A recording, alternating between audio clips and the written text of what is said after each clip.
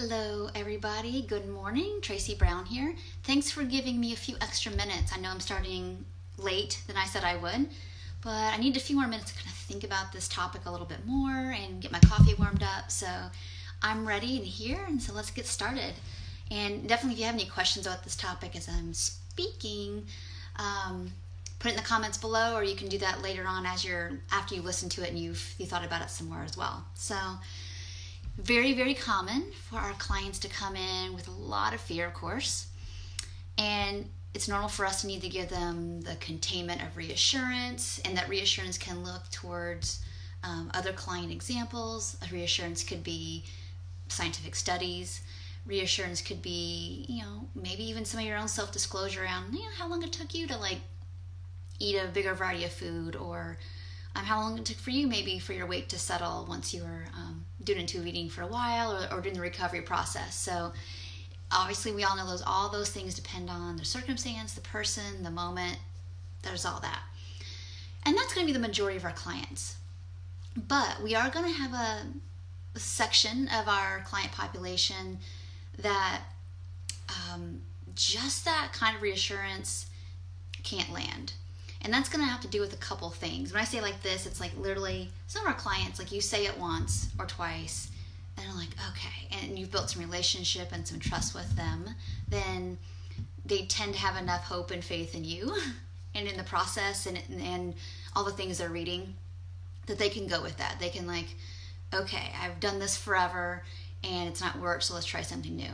Some of our clients, the idea of any kind of uncertainty is so unmooring that they are going to pretty much ask you in some way almost every session that, what do I eat? What do I do? What do I do after I hang up talking with you? And these are going to be your clients, obviously, who have some disorganized attachment. And that's where our somatic work is going to be vital to helping them move forward. I would say the majority of clients that also come to me this way probably are restricting. Not always, and they're not always low weight as well, but there's a theme there with essentially when somebody says, tell me what to do, they have an insight barrier.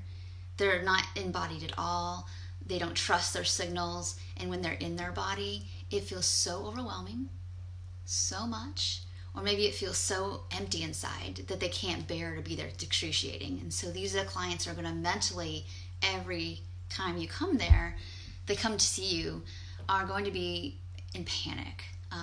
Eventually not so much in panic, but it takes a lot of time. I work with people that it's taken 6 months or a year to not be in that much dysregulation. It takes a long time.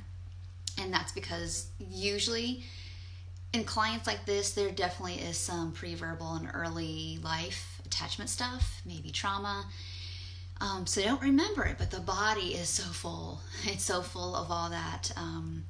Nothing was there for me. And there's going to be a lot of nothing is there for me, and so what's the point? Or I want to reach for something, and then when I do, it either wasn't there or it was dangerous. And so that's difficult to tolerate, and that might not be verbal to clients yet. Eventually it can be, and that'll come up, but at the beginning it could just be that's why people cling to food rituals and meal plans, and this is going to show up a lot in, again, a lot of your very healthism orthorexic clients too, is that there's got to be a right way to do this, and then I can show up here and then I can be okay, then literally I can show up in the world.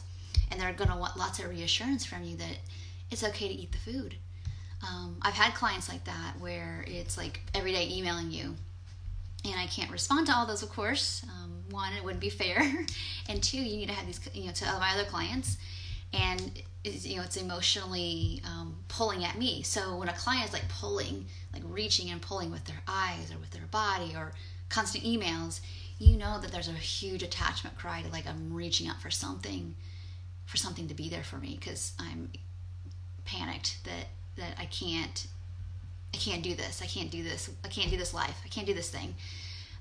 So when that's happening through the food, it's really important that you're probably going to need to have a meal plan for these clients, because they're not going to be able to trust, even if they're at the place. Let's say that's a client who you feel is pretty around aware, ways they could be to function, that works. So that if they're there, but if they're struggling with still like going back to dieting every other day, same kind of client as somebody who is not eating enough, is not at their more natural weight, and they're flailing with like either they don't know what to eat and they're eating everything, or they don't know what to do, so if that's not right, they just don't do it at all. And so these are the clients that I'm speaking of. So everybody who's coming live, Lynn, good morning or afternoon for you. Thank you for coming. Go back to the beginnings. I'm almost done. But these type of clients are going to need a lot of containment. So a lot of here's the meal plan, and after you do that, it's going to be when they're questioning it or they're not wanting to do it or they're asking you again, are you sure that's not too much food? You're going to want to ask, I wonder what's happening in you right now that's reaching out for reassurance about that, and that's okay. Or what inside's feeling like so much?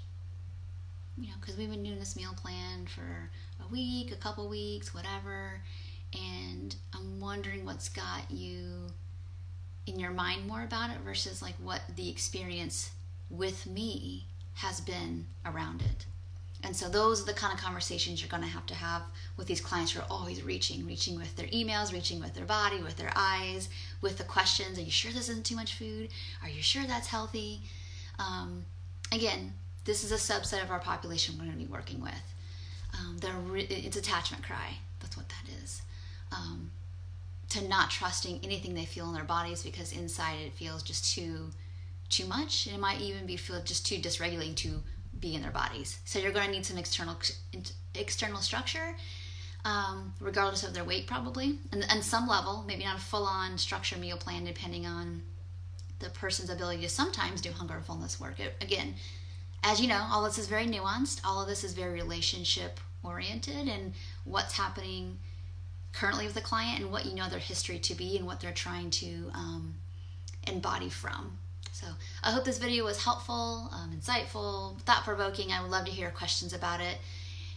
Take some time to think about, have you experienced this? Or clients in your past, like, oh, that makes sense for that one client I had however many years ago that I wasn't sure what to do with all the bigness of the emotion around that. It really needs some like, I'm here. And I'm not going to engage in all the flailing, but I'm here. And can you feel that I'm here? And where is that? And around the food, what is feeling like you don't know?